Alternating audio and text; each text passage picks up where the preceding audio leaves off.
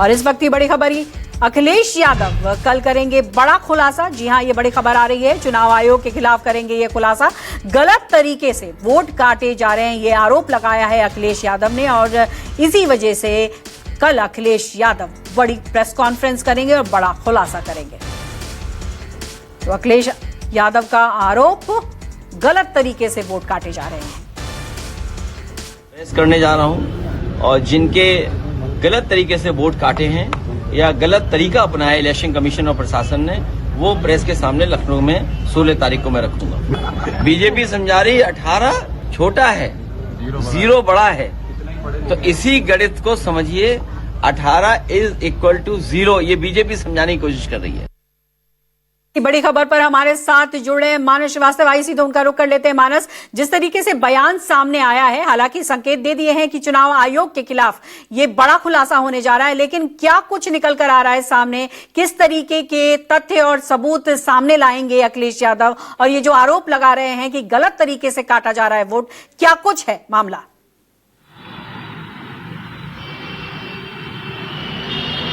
देखिए, इससे पहले भी अखिलेश यादव नंदलाल को सामने लेकर के आए थे, जो एक शख्स था जिसके लिए कहा गया था कि उसने साइन करके कई लोगों के नाम कटवाने के लिए आवेदन दिया है।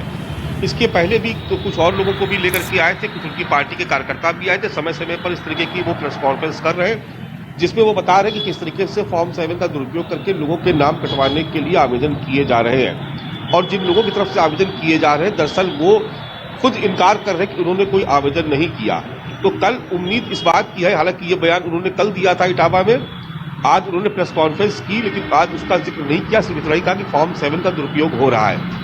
कल इस बात की संभावना है कि अखिलेश यादव कल मीडिया से मुखातिब हो और कुछ जिलों के मतदाताओं के साथ, अपनी पार्टी के नेताओं के साथ वो मीडिया के सामने आए और बताएं कि किस तरीके से फॉर्म 7 का दुरुपयोग करके नाम काटे जा रहे हैं। अब देखने वाली बात ये होगी उसमें कि क्या वास्तव में नाम काट दिए गए हैं या काटने के लिए कोई आवेदन दिया गया, क्योंकि चुनाव आयोग की तरफ से अभी जो कुछ दिन पहले प्रेस कॉन्फ्रेंस हुई थी, नवदीप रिनवा ने कहा था कि जब भी कोई फॉर्म 7 भरता है तो जो भरता है उसकी आइडेंटिटी, उसको भी समन होता है, उसको भी नोटिस होती है, और जिसके खिलाफ दिया जाता है उसको भी नोटिस होती है।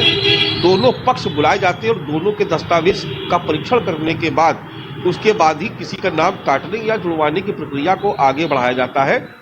खास तौर से अगर नाम काटने की बात आती है तो दस्तावेजों की दोनों तरफ से जांच होती है।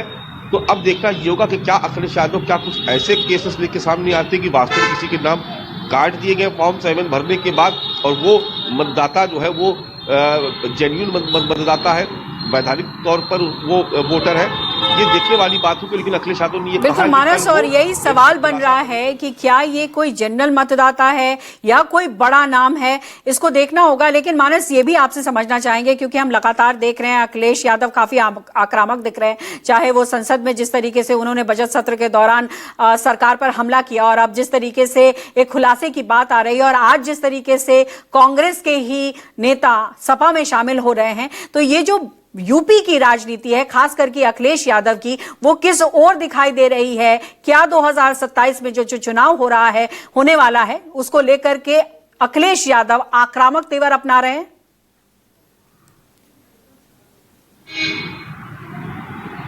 देखिए, अखिलेश यादव की पूरी कोशिश है कि वो अपने पीडीए के जनाधार को और आगे बढ़ाए, जो उनका पीडीए का फॉर्मूला है उसको आगे बढ़ाए।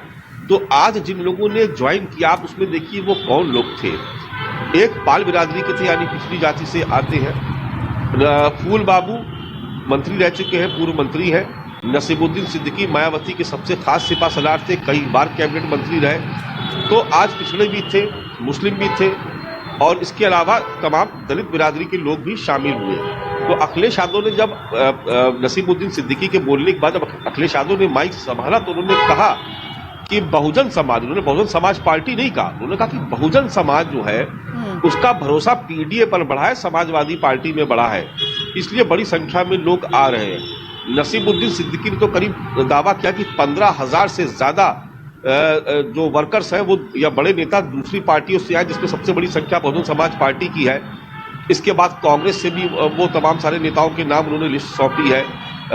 इसके अलावा दूसरे छोटे छोटे दलों के भी नामों की लिस्ट सौंपी कि वो दूसरे दलों से छोड़ करके लोग आ रहे हैं। हालांकि उन्होंने बीजेपी के भी कुछ नेताओं का उसमें जिक्र किया जो बहुत बड़े पद पे नहीं है। तो कहने का कुल मतलब ये था अखिलेश यादव का कि हमारा पीडीए का कुनबा बढ़ रहा है, ये अलग बात है कि इंडिया गठबंधन की सहयोगी है कांग्रेस पार्टी, कांग्रेस उस पर किस तरीके से आगे रिएक्ट करती है देखने वाली बात होगी।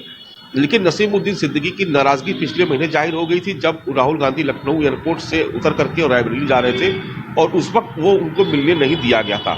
उसी वक्त उनकी नाराजगी थी, लेकिन ये सोचा जा रहा था, ये कहा जा रहा था कि क्या वो बीएसपी में वापस जाएंगे, क्योंकि मुस्लिम लीडरशिप की तलाश मायावती को भी, उनके पास ब्राह्मण वर्ग के बहुत सारे चेहरे हैं, उनके पास दलित बिरादरी के बहुत सारे चेहरे हैं, लेकिन मुस्लिम वर्ग का चेहरा उनके पास उतना बड़ा कद का नेता नहीं है जिसे समाजवादी पार्टी के पास आजम खान या दूसरे तमाम नेताओं के नाम हुआ करते हैं। उस तरीके का नहीं था कोई बहुत बड़ा नेता। तो निश्चित तौर पर ये उम्मीद लगाई जा रही थी कि शायद नसीमुद्दीन सिद्दीकी ये वापस अपने घर चले जाए, यानी बसपा में चले जाए। लेकिन आज नसीमुद्दीन सिद्दीकी ने, फूल बाबू, राजकुमार पाल, ये तमाम नेता जो आज शामिल हुए, तो बिल्कुल स्पष्ट हो गया था कि जो पीडीए का फॉर्मूला है, दरअसल अखिलेश यादव उसी को आगे बढ़ाते हुए इस तरीके की ज्वाइनिंग करवा रहे हैं और आगे भी ये सिलसिला जारी रहेगा।